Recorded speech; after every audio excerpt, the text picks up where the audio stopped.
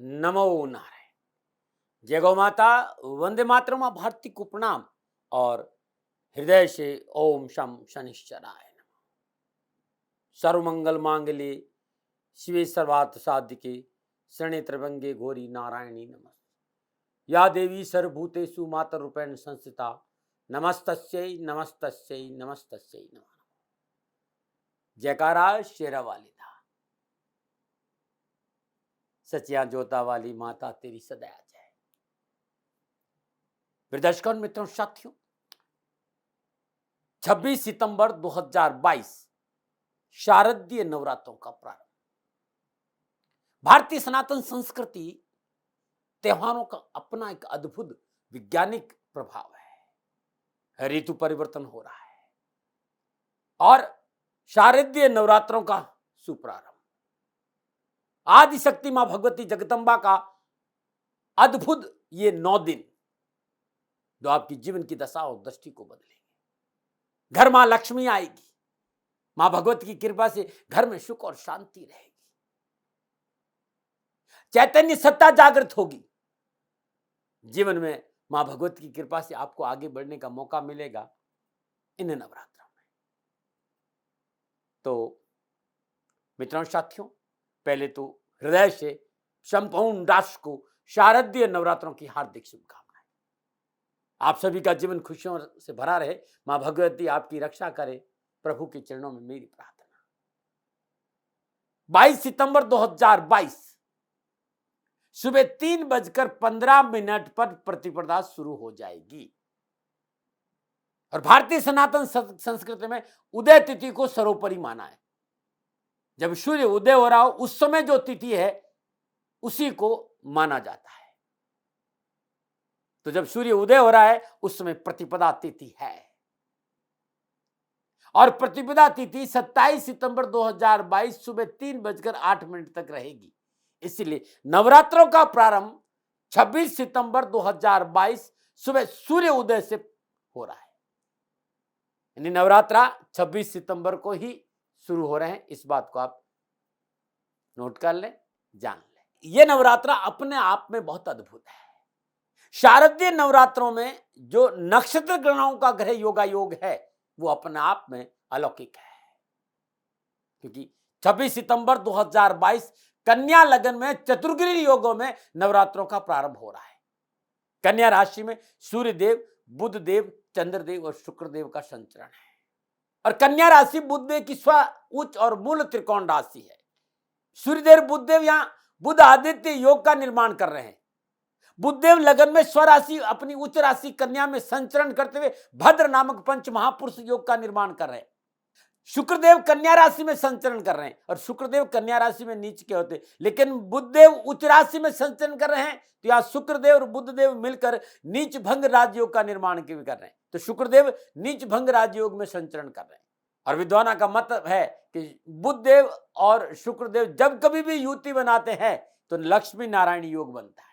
पंच महापुरुष योग, लक्ष्मी नारायण योग, बुधादित्य योग और नीच भंग राज योग। जब सूर्य उदय हो रहा है उसमें कन्या लगन है।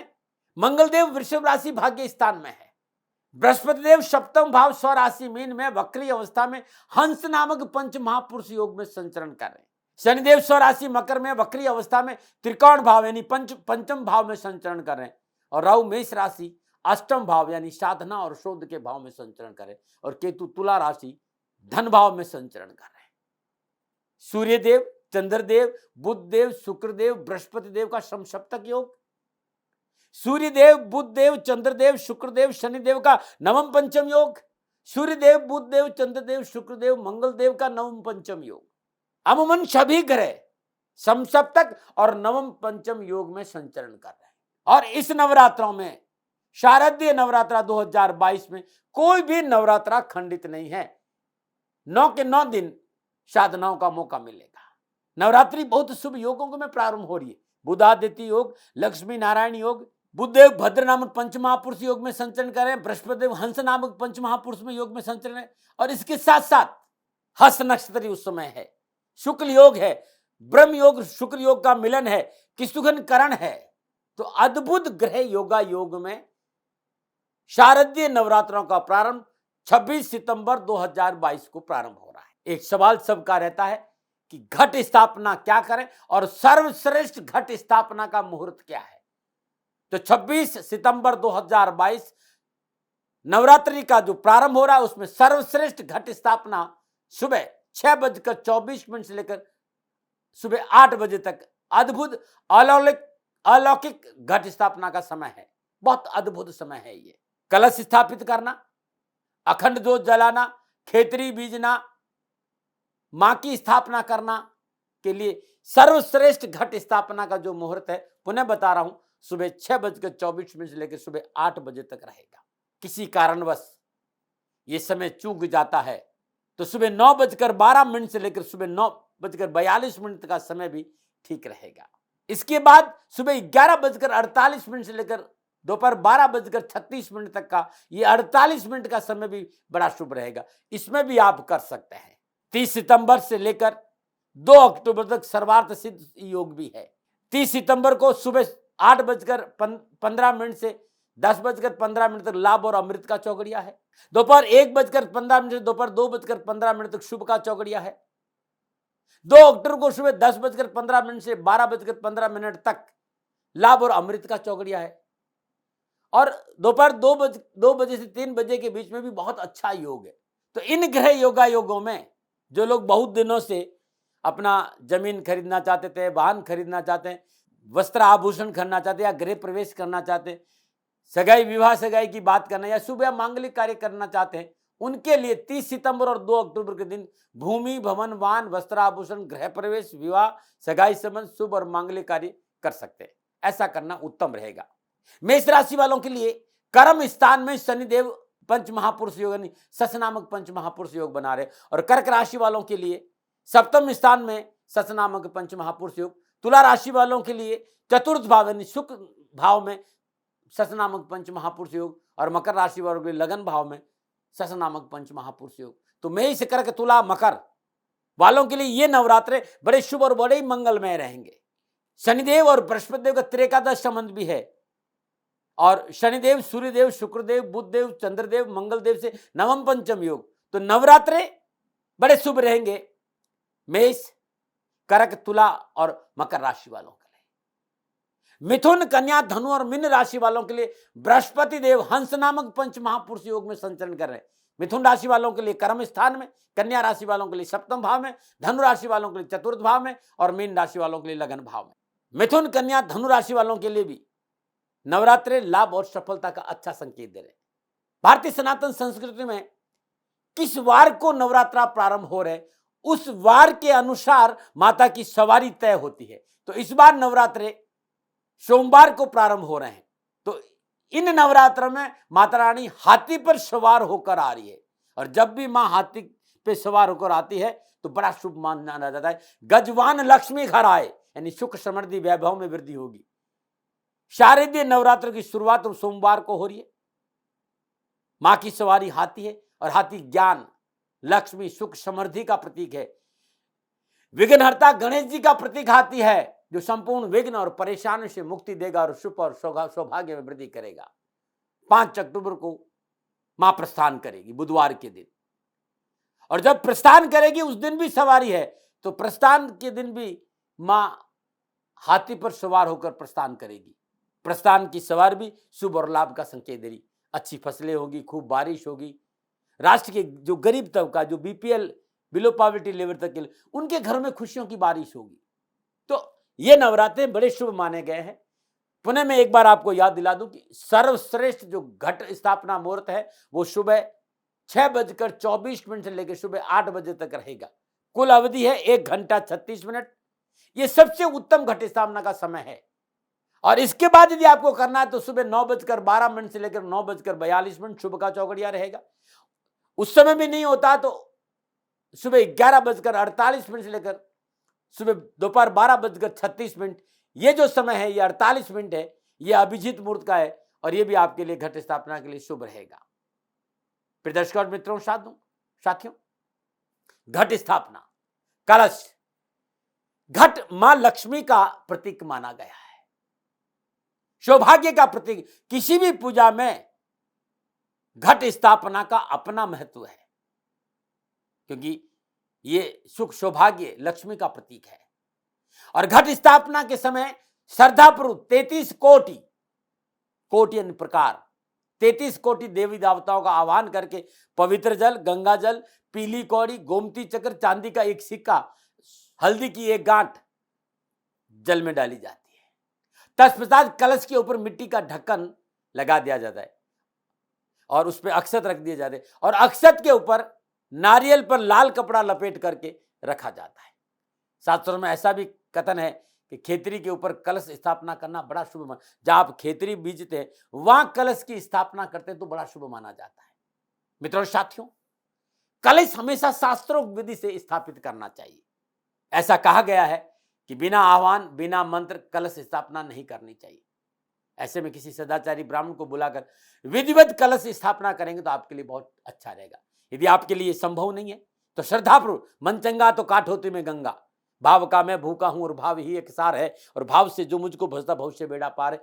भाव से कुछ नहीं करिए, प्रातःकाल नित्य कर्म स्नान उपरांत स्वच्छ वस्त्र धारण करिए और श्रद्धापूर्वक 6:24 के आसपास मां की स्थापना करिए, कलश स्थापना करिए। उससे पहले संकल्प लीजिए कि 9 दिन आप किस तरह मां की पूजा करेंगे। आप पूरा व्रत रखेंगे, अखंड करेंगे, जल पे रहेंगे, फल पे रहेंगे, जो भी आपकी श्रद्धा उसके अनुसार हाथ में जल लीजिए, सीधे हाथ में उसमें थोड़े से अक्षत रख दीजिए, अपना नाम, अपना गोत्र और माई से प्रार्थना करते हुए कि मैं इस मनोकामना के हेतु मेरे ये कार्य बने, मेरे कारोबार में सफलता मिले, घर में सुख शांति रहे, धन की प्राप्ति हो, कष्टों से छुटकारा मिले। इस संकल्प के साथ माई मैं नवरात्रों का प्रारंभ कर रहा हूं, आपकी घट की स्थापना करूं, आप मेरी रक्षा करें और जल को छोड़ दीजिएगा। ये अद्भुत है।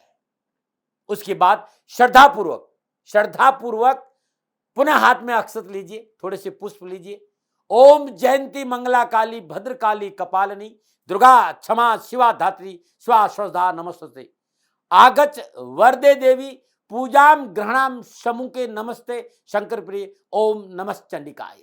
इस मंत्र का जाप करके ये अक्षत और पुष्प कलश के पास छोड़ दीजिए और कलश को स्थापित कर लीजिए।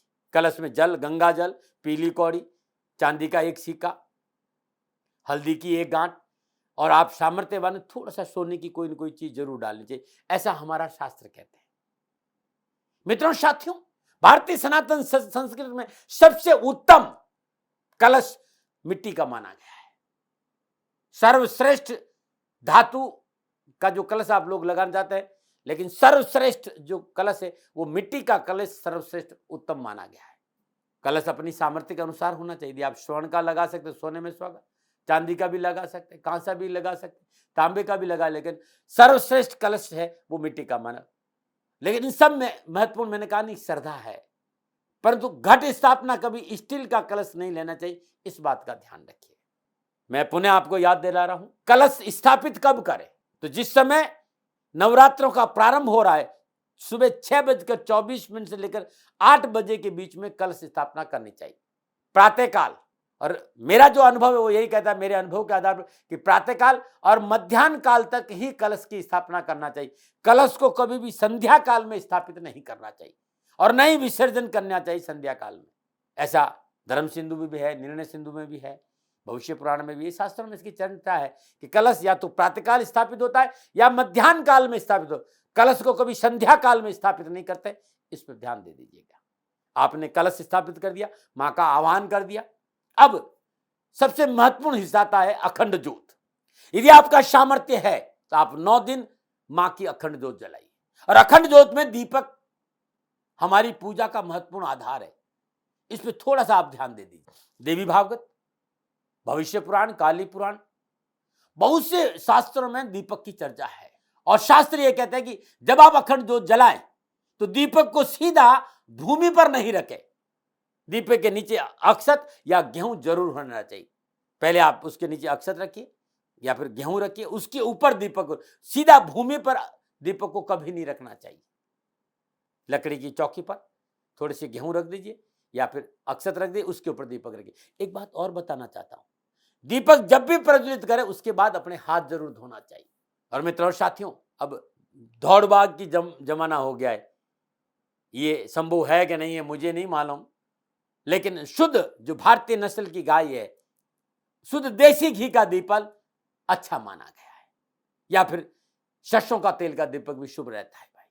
और कहेंगे साहब घी का दीपक ही जलाना जरूरी नहीं है, सरसों का तेल भी दीपक जलाना चाहिए, लेकिन घी का दीपक देवताओं के दक्षिण भाग यानी दाहिने तरफ रखिए और तेल का दीपक देवताओं के हमेशा बायां हाथ की ओर रखना चाहिए। आपको खूब लाभ और सफलता मिलेगी। दीपक का मुंह जो लो है वो हमेशा पूर्व दिशा की ओर रहनी चाहिए। जब दीपक की लो पूर्व दिशा की ओर रहेगी तो आपको आरोग्य और सुख और शांति में वृद्धि करेगी। उत्तर दिशा की लो भी धन धान्य समृद्धि में वृद्धि करता है, लेकिन पश्चिम दिशा में दीपक की लो नहीं रहनी चाहिए। ये ध्यान रखें, दक्षिण और पश्चिम में दीपक की लो नहीं रहनी चाहिए, ऐसा हमारा शास्त्र कहता है। अब दीपक, यदि आपका घी का दीपक है, आप शुद्ध देसी गाय के घी का दीपक जला रहे हैं, तो कपास की रुई की बाती होनी चाहिए। हमेशा बाती कैसे बनाना है, तो रुई को बट दीजिए, 2 बाती लेकर दोनों बाती को एक साथ बटिएगा, तब वो बाती तैयार होगी। और तेल का दीपक है तो मौली की बाती शुभ मानी गई है, और जो उसकी लौ है, दीपक की लौ है, वो लगभग 4 अंगुल से नीचे होनी चाहिए, इतना ही बाती बड़ी होनी चाहिए। बाती की साइज ज्यादा ना बड़ी हो ना लंबी हो, मध्यम आकार होना चाहिए। और कभी भी घी और तेल का दीपक, कभी भी आपस में घी में तेल डालकर कभी दीपक नहीं जलाना चाहिए। और एक बात और ध्यान रखिएगा कि नवरात्रों में जो आपने अखंड ज्योत जलाई है, कुछ भाई बहन उसी ज्योत से आरती कर लेते। अखंड ज्योत को अपनी जगह से कभी नहीं हिलाना चाहिए। अखंड दीपक आपने जलाया है उसे स्थिर रखना चाहिए। आरती के लिए हर रोज सुबह शाम मिट्टी का दीपक या जो भी आपके घर में दीपक भी वैसा, उस दीपक से आरती करिएगा। इस दीपक को कभी भी हिलाना नहीं चाहिए। बहुत से लोगों ने कहा साहब हम पूजा क्या करें कि मां भगवती हमारे ऊपर प्रसन्न हो। साथियों, जो बताने जा रहा हूं बड़ा अद्भुत है। नवरात्रों के दिन में, नवरात्रों में जो 26 तारीख से लेकर 5 तारीख तक नवरात्र रहेंगे, वैसे 4 तारीख रहेंगे, 5 को दशहरा है। तो अपने पूजा स्थान में मां के सामने चौकी पर लाल वस्त्र बिछा दीजिए। आपने स्थापना कर रखी है, जल गंगा जल का छींटा देकर उसके ऊपर आप कलश रख दीजिए। उस चौकी के ऊपर ओम ऐं ह्रीम क्लीम चामुंडाय विचे, इस मंत्र का मानस जाप करिए। ओम ऐं ह्रीम क्लीम चामुंडाय विचे, इस मंत्र का मानस जाप करते एक मुट्ठी गेहूं, एक मुट्ठी अखंडित चावल, देखिएगा उसमें खंडित नहीं होना चाहिए दाना, एक मुट्ठी साबुत मसूर, एक मुट्ठी साबुत मूंग, एक मुट्ठी साबुत चने, एक मुट्ठी अरहर की दाल, साबुत अरहर, एक मुट्ठी बाजरा, एक मुट्ठी ज्वार। इस अनाज को टोटल 9 मुट्ठी लेना है। लाल कपड़े में बांधकर पोटली बना दीजिए। इसे मनोकामना पोटली कहते हैं। जो आपकी कामना है, जो आपकी इच्छा है, उन इच्छाओं का ध्यान करते ओम ऐं ह्रीम क्लीम चामुंडाय विचे, इस मंत्र का जाप करते इस पोटली को बना दी और इस पोटली को कलश के पास माई के चरणों में रख दीजिए। अखंड ज्योत आपने वहां जला रखी है। सुबह शाम पुनः शुद्ध देसी घी का दीपक जलाइए। शुद्ध कंबल के आसन पर बैठकर 3 माला, 3 माला अद्भुत मानी गई, बाकी आपकी श्रद्धा है, आप श्रद्धा अनुसार जाप भी कर सकते हैं। लेकिन 3 माला जो मंत्र मैं बता रहा हूं, उस मंत्र का जाप लगातार हर रोज सुबह और शाम कर लीजिए 9 दिन तक। पहले दिन, नवरात्र के पहले दिन 9 मिट्टी या 900 ग्राम या 9 किलो या वजन से 9 गुना आप गेहूं ले लीजिए, अपने पूजा स्थान में रख दीजिए। सामर्थ्य अनुसार, मेरा कोई दबाव नहीं, लेकिन 9 मुट्ठी कम से कम गेहूं होने चाहिए। 9 मुट्ठी गेहूं आप चौकी पर रखिए, उसके ऊपर चौमुखी का घी का दीपक जलाकर रख दीजिए पहले दिन। दूसरे दिन 9 मुट्ठी अखंडित चावल, उसके ऊपर दीपक रखना। तीसरे दिन 9 मुट्ठी साबुत मसूर, उसके ऊपर दीपक रखना है। चौथे दिन 9 मुट्ठी साबुत मूंग, उसके ऊपर दीपक रखना है। 5वें दिन 9 मुट्ठी चना, उसके ऊपर दिन। और छठे दिन चने की दाल भी आप 5वें दिन रख सकते हैं, अच्छा माना गया है। 9 मुट्ठी चने की दाल ये 5वें दिन रखते हैं। और छठे दिन 9 मुट्ठी रहर की दाल, 7वें दिन 9 मुट्ठी देसी चने, और 8वें दिन 9 मुट्ठी बाजरा, और 9वें दिन 9 मुट्ठी ज्वार। हर रोज एक अनाज रखना है और उसके ऊपर दीपक रखना है। और जब आप ये शाम की जाप करेंगे तो बड़ा और शुभ अच्छा रहेगा।